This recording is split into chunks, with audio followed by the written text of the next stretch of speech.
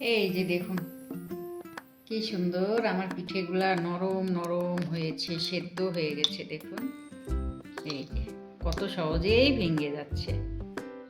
এই যে সেদ্ধ হয়ে গেছে, দারুণ খেতে, টেস্টি লাগবে। হাই, আমি আজকে চুষি পিঠে বানাবো দুধ দিয়ে। তো আমি গোবিন্দভোগ চালের গুঁড়োটা করে নিয়েছি, আর এখানে একটু খেজুরের গুড় নিয়েছি, একটু চিনি নিয়েছি, আর এখানে একটু তেজপাতা আর ছোট এলাচ নিয়েছি। এই যে আমার জলটা গরম হয়ে গেছে, এখন আমি চালের গুঁড়োগুলো দিয়ে দিই।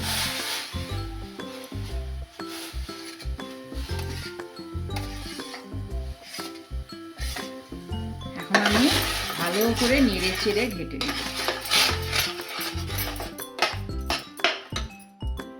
পুরো চালের গুঁড়োটাই দিয়ে দিচ্ছি।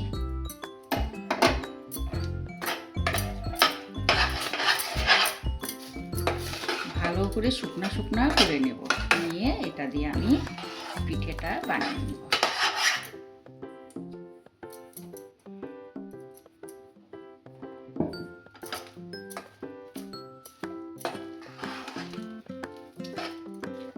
এখন আমি সুন্দর করে নিলাম।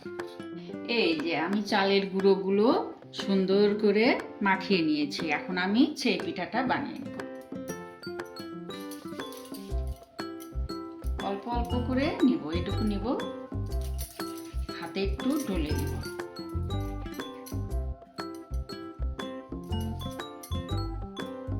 এইটুকু করে নিতে হবে, নিয়ে হাতে নিয়ে এভাবে ডলে ডলে এভাবে রাখবো। চুষি পিঠে দেখুন কি সুন্দর, এরকম পটপট করে বানিয়ে নেব। আমি একটু করে চালের গুঁড়ো হাতে লাগিয়ে নেব, নিয়ে এইটুকু করে নেব, নিয়ে ছোট ছোট করে বানিয়ে বানিয়ে রাখবো। দেখুন আমার চুষি পিঠে কি সুন্দর হচ্ছে। এভাবে একটা একটা করে ছোট ছোট করে সবগুলো পিঠে বানিয়ে নেব। এই যে দেখুন আমি পিঠেগুলো সব বানিয়ে নিয়েছি। আমার পিঠেগুলো সব বানানো হয়ে গেল। আমি এভাবে সবগুলো পিঠেই বানিয়ে নিই। এই যে এদিকে আমি দুধটা উঠিয়ে দিয়েছি, দুধটা আমার জাল হয়ে গেছে। এখন আমি এর মধ্যে একটু ছোট এলাচ আর তেজপাতাটা দিয়ে দেবো, তাহলে গন্ধটা ভালো আসে। আর একটু চিনি দিয়ে নেব। চিনিটা দিয়ে আমি দুধটাকে আর একটু ভালো করে জাল দিয়ে নেব।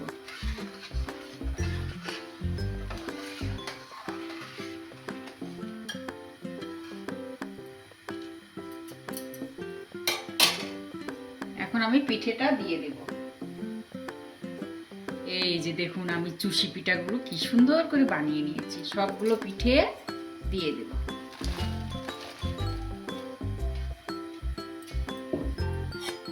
এখন একটু ভালো করে জাল দিয়ে নেব। এই যে দেখুন আমার চুষি পিঠা হয়ে গেল।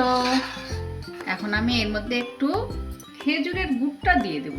এই যে আমি খেজুরের গুড়টা নিয়েছি, এটাকে দিয়ে দেব।